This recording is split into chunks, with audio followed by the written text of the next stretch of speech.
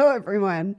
Today I'm going to give you 6 tips for those who are just starting back on driving and just need to cover some thoughts about getting into that driver's seat. So, 6 tips. Here we go.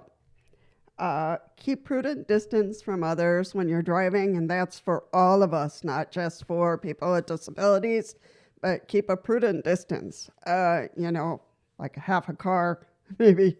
I know that my reaction times, well, we'll see how my reaction times are. But because I haven't done the practice yet, and that's for all of us. We need to keep a distance in which if the person in front of us slams or brakes, that we have enough time to slam on our brakes and make sure that we don't, have a chain reaction. So remember to keep a prudent distance. Good seating and seat belts, and this is really important for those who are going to be driving from their wheelchair, especially power wheelchairs. You need to use the car seats and not only the seat belt from your power wheelchair. Make sure it is comfortable, that it's going down the middle. If you need to, if it hurts or bothers you, put a cushion on there, some type of cushion you can wrap around the seatbelt.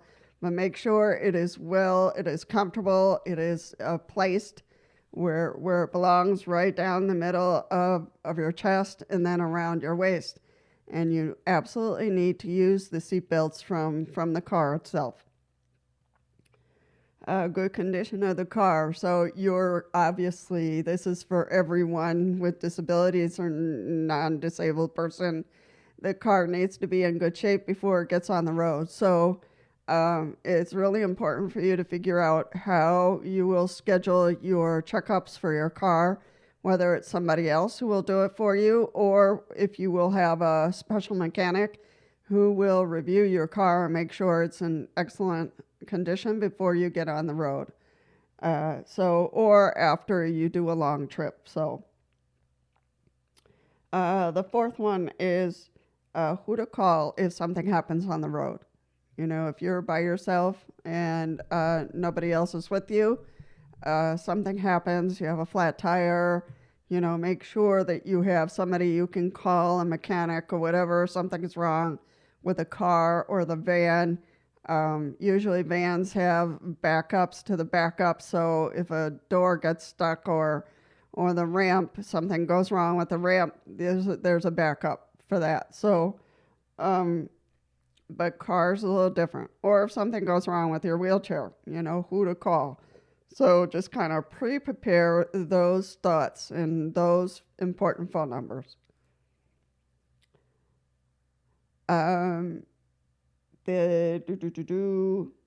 So always bring your cell phone. We're talking about, the backup to the backup. So don't forget your cell phone. I know this is a little hard because some of us, just to get out the door, we need to make sure, we have our medications, we have our keys, we have our cell phone, we have this, we have that. So just take your time, and if you have to prepare some things the night before and then not have to struggle getting out the door. Sometimes I have to even return and get back to my room because I forgot XYZ. I have to remember to put on my brace, so my back brace, especially if I'm traveling. So sometimes I'm at the door, it's like, oh, my brace. I have to go back. So, we just have to think twice or 3 times before we go through that threshold, through the door and to the car. So make sure you always have your cell phone no matter what, some water if you need it. The question is, do you always travel by yourself or do you travel with others? Do you travel with others when you're just going long distance, or do you travel always with someone, or are you confident enough and safe enough to travel by yourself? So big question mark there. You know yourself. You know yourself if you need to travel with someone else. Long distance, I would probably travel with someone. Knowing your energy, your health that day, how you're feeling. My condition goes up and down. So if I'm feeling just completely wiped out or my pain is through the roof, obviously I should not get behind the wheel. So, I've said this to our nurse here a million times. If I'm not feeling well, I'm not getting in the car. That was my rule a long time ago when I was starting to have issues. I would just not get in the car. Even though my medications were ready to get picked up at the pharmacy, I would not go. If there was somebody else who could go to the pharmacy for me, then I would prefer that than for me to get behind the wheel and cause some kind of accident. So you have to put those safety brakes for yourself, some rules that you're going to follow. If you're in too much pain, you're not feeling well, you're dizzy, your blood pressure is through the roof, your diabetes is out of control, whatever it might be, or your pain is out of control, just wait. There's always tomorrow. And a lot of pharmacies out there now deliver medications, so, or you can have somebody pick it up. Or if you have grocery shopping, to do and you're just not feeling well, see who you can connect up with and see if they can pick up a few items for you. So, there's backups to the backups, and all these points, keeping a prudent distance, good seating, good condition of the car, who to call if something happens, cell phone, or travel with others and not alone. Know your energy, know your health before you get behind the wheel. So those are my 6 tips. If you have another one, feel free to post it down below. I also want to spend a few seconds. I want to thank everybody for coming to and spending time on the channel. You all know that we have some requirements to become monetized, and I need 1,000, I think it's 1,000 subscribers and 4,000 hours, I think, of watch time. But anyway, we're getting there. So for the 1,000, we are halfway. And the 4,000, we'll just have to work on it. But, just coming and spending time or inviting someone to come on the channel, all those numbers help. I'm hoping that the people here are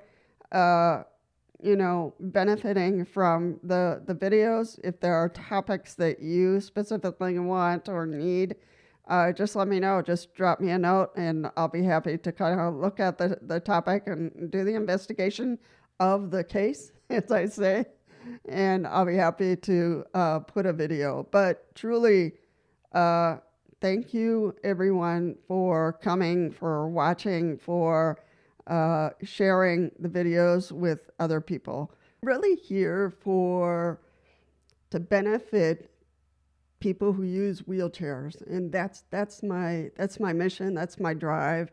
If there's any tips, any information that I could possibly share with you that's going to help you think something through or learn something new or laugh or distract yourself, whatever it might be.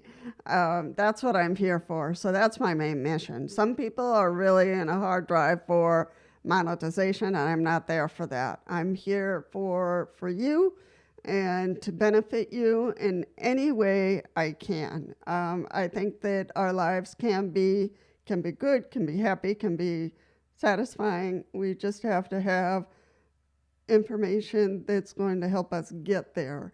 And so that's what I look around for out of my own experience and through my research. I try to put out information for you and maybe for the next person or the next person. So feel free to share this with people who might be seeking some basic information or big information for them to improve their life as a wheelchair user. All right, I'm glad you came around, and I hope you have a great week.